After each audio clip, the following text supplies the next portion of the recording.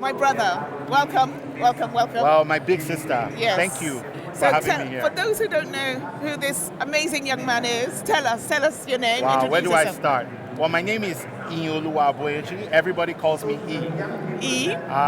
So you can remember it. Yes. I'm the founding partner of the Fund for Africa's Future. Most people call it Future Africa. We support entrepreneurs who are turning Africa's biggest challenges into global business opportunities by providing them with capital, coaching, and community. Amazing. So this young man is behind most, if not all, of Africa's biggest unicorn fintech companies.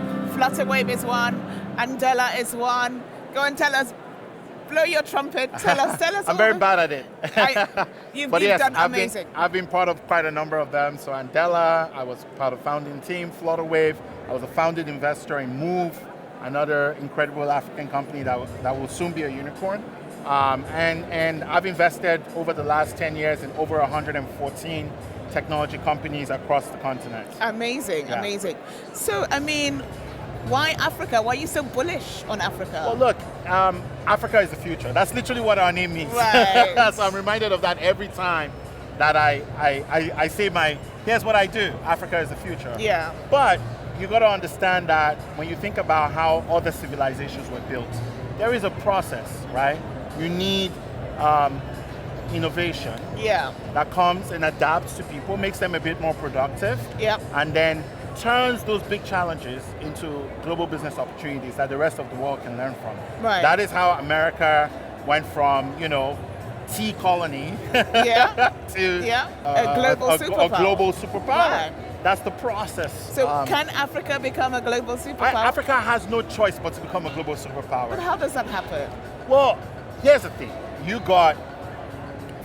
just heard from the panel earlier, 4 out of every 8 people in the world will be African by the year 2100. Yeah. So you have no choice but to become a global superpower. Because right. if you have that many people in the world, you're either going to be deploying them as a wrecking ball for the rest of the world, right. or they're going to have to be fashioned into something that can shape the world in a significant way. Yeah. But the way it's going to happen is to take the challenges one after the other. Right. Because they're never seen before challenges. They're wicked problems. Yeah. So these are problems that are you can't import the solution to mass housing crisis in Lagos. So what is the solution?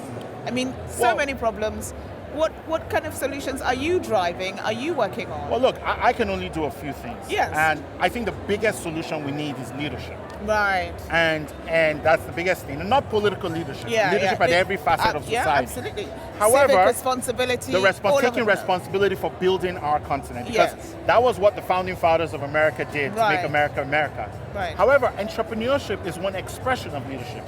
Because it requires you to take a problem, lead on that problem, turn it into a sustainable organization that continues to grow and solve the problem as it scales. Right. So I'm focused on the entrepreneurial leaders. I like to say I believe in the founders more than I believe in the politicians.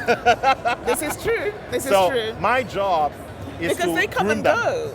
Yeah, and the entrepreneurs are in it for a long time. I think it's just, here's the thing, right? The truth of political leadership in our continent is that it's a borrowed concept.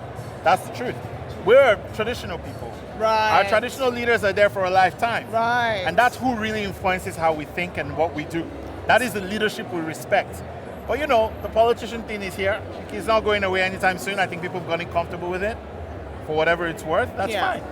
But what can entrepreneurial leaders do in that respect? Because whether you have traditional leadership or political leadership, whatever it is, system of government you run, you still need entrepreneurs. Yeah, Even if you're a dictator, you still need entrepreneurs. Yeah. So what can we do with entrepreneurs to transform the continent? That's what I focus on. That's what you feel. So an organization like Gabi, Global African Business Initiative. Yeah. Where does that role play? Well, it's a platform, right? It's a platform, and I'm very happy that this year they've taken a dedicatedly private sector tack to things, because I think it's important for the world to start hearing from the people who build on the continent, right? And then, the policymakers can take the cues from there and so on and so forth, because that's how successful societies evolve, right? Yeah. It's a rare society that can construct it all, like Lee Kuan Yew or something, right? Yeah. Most societies, especially when they're democratic, pluralistic societies, You know, they're built by entrepreneurs, they're built by market forces, they're built by economic interests. Yeah. And that is one thing that Africa has to learn, because unfortunately, we're not going to get a king of Africa anytime soon. But what we're going to get are entrepreneurs like Alhaji Dangote, who are going to take their resources and build the continent for their economic interests. But in the process, they're going to generate so much wealth that it's going to spread all over the continent and around the world. Yeah, fantastic. So last question, why come to an event like this? Well, it's now a staple in my calendar. So I was here last year, I was here this year. I got a lot of very good people who can twist my arm. So I actually just got off a flight from Lynchburg. I know, you were very dedicated to get here. Yeah, drove 4 hours from Lynchburg to DC, got on a 6 o'clock flight to get here in time. So this is a staple on my calendar, and I love the people. I get to see a lot of people like your wonderful self. So why wouldn't I come back? Fantastic. Well, we love your dedication. Thank you for joining us. It's my pleasure. Okay. Thank you.